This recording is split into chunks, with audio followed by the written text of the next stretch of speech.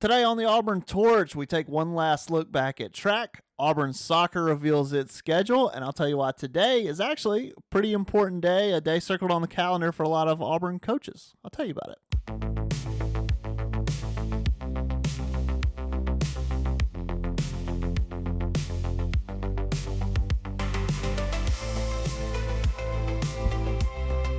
Today is a big day for a lot of Auburn coaches. In case you didn't know, a lot of Auburn coaching staffs. That's because it's Monday, June 15th, and that's because on Monday, June 15th, these coaches can contact athletes who are moving into the beginning of their junior years of high school. The sophomores turning into juniors this fall. Coaches from around the country can contact them. So it's a big deal, especially in women's sports, really. I mean, I don't know why that is. I don't know what the trend is there, but just the girls commit earlier in a lot of cases, right? Like in the old days, these gymnasts would be committed since 7th grade, or especially softball. These softball players would be committed for forever. But anyway, for whatever reason, and, difference between men and women, whatever, now the rule is you can't really contact them or talk to them or start recruiting them until the beginning of their junior year. And really, I think it leads to in a lot of cases, pretty hectic recruiting season, right? So it's more of a sprint than a marathon. And so we could see, over the next 10 days, over through June, you might see some of those first kind of commits coming in. But again, they're juniors, so they'll have to go through that whole season and then that season, and then they'll be at Auburn, right? So I guess it's a lot. But the future, it's a lot of future work. But for gymnastics, for soccer, for a lot of these sports, that's coming up. So hey, that's today. Also today, I want to go over the soccer schedule. But first, man, let's just do one look back at track and field, man, and Ajayi and Jacoby. We'll go ahead and watch it. If you missed it, everyone who's listening to this watched it, I'm sure, at least has seen a replay. But really incredible stuff, man. Incredible to watch. Obviously, Auburn did not live up to its full potential on Friday night. The men dropped the baton in the relay, and maybe Amari or Israel, obviously a hamstring or something was bugging him. But obviously, if he could have done better in the 100, and so could have Amari. But you got two national champions, and listen, Israel got that silver medal, which was nothing to shake a stick at. Here, we'll look at that one too. These are such quick races. Let's watch Jacoby. So he sets a 12.75 world record, like we talked about on Wednesday. Comes back on Friday, hits a 12.90. I want you to watch Kendrick Smallwood from Texas, who's in the lane right next to him. He's over here. Smallwood really pushed him, and interesting how they're going over the hurdles with different legs, right? Smallwood really pushed him this time, and Smallwood actually would have had the NCAA record also if Jacoby Tharp didn't exist and hadn't set the world record. Now, of course, Jacoby got him, man. Like, Jacoby got him, and don't make this about Smallwood, because it's about Jacoby. It's Jacoby's week and Jacoby's time, right? But man, incredible. Negative wind and still sub 13. Man, I should have saved some of the Instagram comments. Were so funny. Not in this one, but especially on Wednesday. It's just like, I don't know. It's just like it's NCAA record, but even then, it's like the school record from hell. It's like, what do you mean? You come to Auburn, and to set the school record, you have to set the world record? Just like a demon record. You have to set the world record. If you want to be the fastest 110-meter hurdler in Auburn history, you have to be the fastest 110 hurdler in human history. Isn't that crazy? NCAA too. You can't be the fastest collegiate hurdler anymore. You got to be the fastest. You got to be the fastest in the world. You can't just be the fastest in college. Crazy, man. Crazy stuff. All right, let's move on because I do want to get to the soccer schedule. here's Ajayi, and man, you want another one, man, a story, and I hope you guys watched him, and I hope you guys watched out for him, because Jacoby's going to speak for himself, and the Team USA machine is going to be behind Jacoby soon enough. But I want you guys to know and remember Ajayi. You got to remember, he's the one who's been at the Olympics already, and has a strong chance of representing Nigeria in 2028. And I'm telling you, man, we might just be watching both these guys in those finals in 2028. But anyway, here's Ajayi in lane 5. He's just got this power, man, and I counted it in the recap on the torch.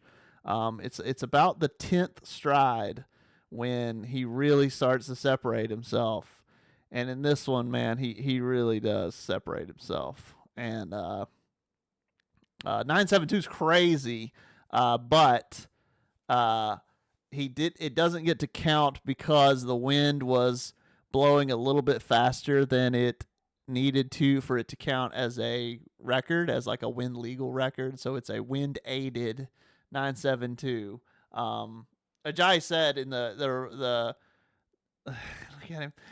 He said in the in the quotes given to us by Auburn, he didn't care about the time, doesn't care about the record. He just wanted the win. He just wanted the gold, and he got it, man. Going away, I mean, the LSU guy gave him a little bit here, but no, man.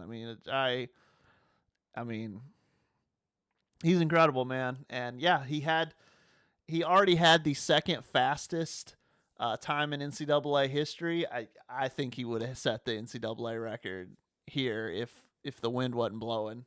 But this is also the second fastest all conditions time ever, and that one was set by some guy in UTEP in the 90s with like 5 meters per second wind, which is like,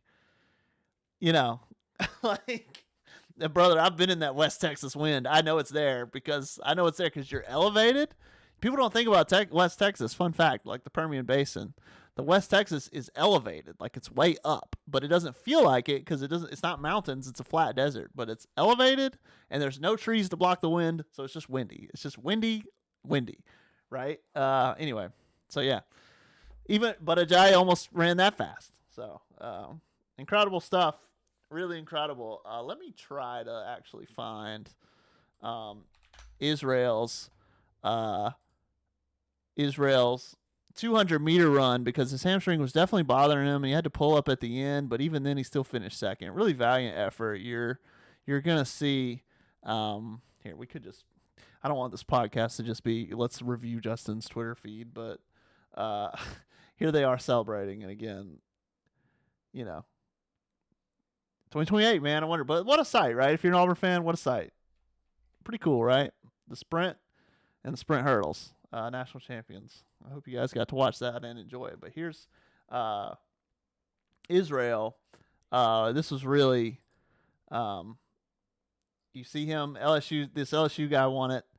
Look at him just tearing his body up, trying to catch him, and eventually had to pull up, gave out on him. And had to pull up a great deal, but he had such a lead that he actually got second still. But man, he wanted it all. He wasn't happy with second, and really pushed for it. And I mean, it's just an admirable exertion of effort that you see for about 10 strides here, man, and then it breaks down on him. So that's Israel. He got second place. We put it in there. Jacoby and Ajayi. Listen, man, in the college athletes are allowed to make money world. Nothing's for sure anymore, but those guys are going to get some really, really, really. Might as well plug it. AuburnTorch.com. The article's up. It went up on Saturday. But yeah, we kind of touch on there. What's next for them? What's their future? And, with these apparel companies and these contracts, I think they'll get some pretty sweet deals. And for Jacoby, I mean, you've already got the world record. I don't know how much more leveraging power he needs, but we'll see. We'll see who's going pro. I think Israel might be maybe the one next year for Auburn if those two go. And we'll see how, he spent all year focusing on the 200 meter. We'll see if maybe that improves his 100 meter, and maybe if that's what he goes back to focusing on. Auburn soccer released its schedule. We'll touch on that. They did it with a Publix checkout line. What was that? August 12th, starting with Clemson, Jack State. Why is Kennesaw? Oh my God. I have not watched this. Okay, hold on. I was wondering why it's Kennesaw State Tootsie Pops, but it's because of the owl. The 1, 2, 3. That's pretty good. And they found a bag that has the owl on it. Georgia State Powerade? Blue Panthers? UAB Dragon Fruit. Yeah, Blazer. Samford Dog Treats. Alabama's Tide dishwasher. Yeah, or detergent.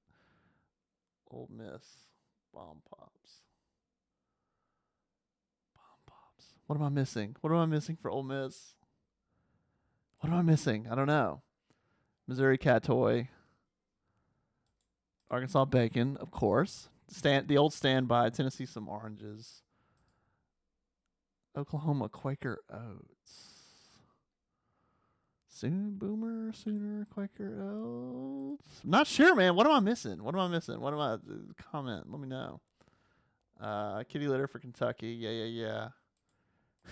Puppy pads for Mississippi State. This is great, actually.